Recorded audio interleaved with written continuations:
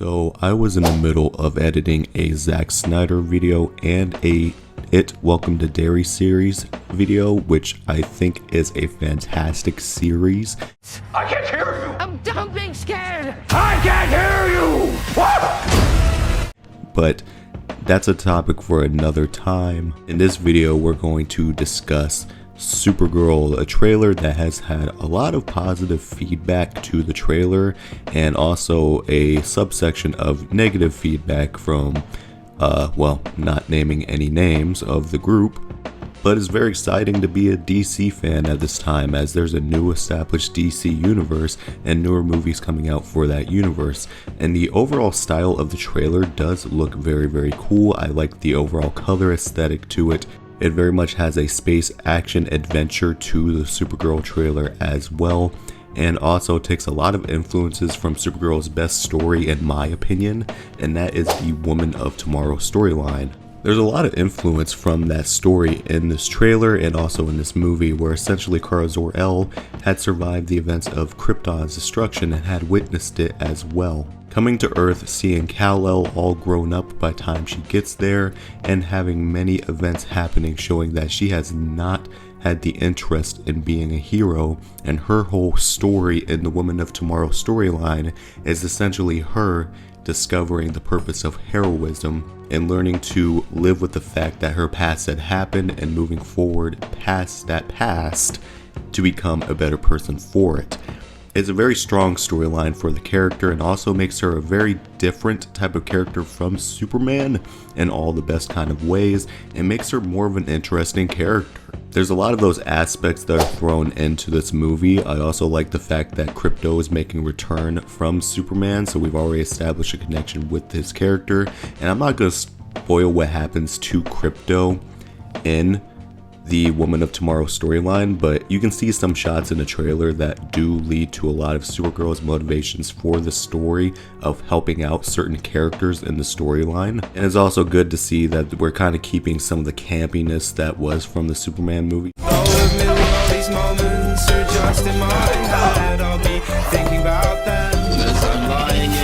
So it doesn't feel like a complete departure from that type of world and universe. Also, taking a look at the suit, I personally think the Supergirl suit looks a little bit better than the Superman suit. I think that everything kind of flows a little bit better. It kind of fits her better as well, it doesn't look quite as baggy. And I know that they have the trench coat over the suit quite a bit, but I actually do think that's quite an interesting look for the character as well. And don't forget that Jason Momoa is no longer Aquaman and playing as Lobo in this movie, and so far it's everything that I could have hoped for Jason Momoa as Lobo. He looks like Lobo. He was born to play the role of Lobo. Whenever I saw Jason Momoa as Aquaman, I always thought to myself, man, why doesn't this guy play Lobo? I feel like he would make a fantastic Lobo. And it feels like James Gunn kind of hurt the fans on this one. It was like, hey yo, Jason, why don't you come over here and play as Lobo real quick? And it does look like he's one of the bounty hunters that's going to be encountering Supergirl a lot in this movie, which feels very fitting, as Lobo is the main man bounty hunter. And can't wait to see a lot of the quips he has, because he's very close to being like DC's Deadpool. So Dragon bastards!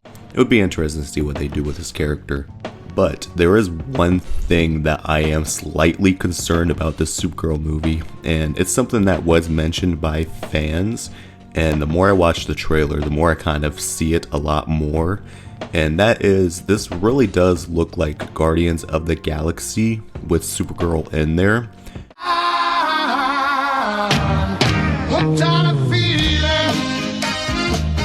Which I'm not sure if that's a good or bad thing. Let me talk about the negatives of that first.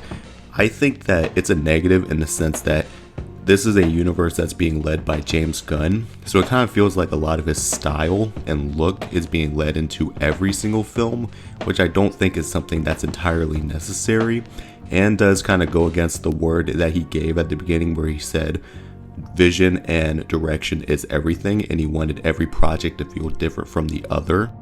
And this kind of feels like a James Gunn film still, even though it's directed by a different director, which does have me slightly concerned. And also, I don't want a copy and paste of Guardians of the Galaxy with Supergirl in there. That to me would just feel kind of weird and kind of off. But on the positive side, I can say that it still does feel a little bit more bright and colorful compared to the darker tones that Batman and characters have, which does still fit within the Kryptonians storyline and the Superman storyline or Supergirl. And the Woman of Tomorrow storyline does have some very bright visuals throughout its comic book run, so it does kind of fit in that sense. All I'm saying is, please don't make a Guardians of the Galaxy, please. But what were your guys' thoughts on the Supergirl trailer? Did you like it, dislike it? Does it look like the Guardians of the Galaxy to you? Comment below and let me know.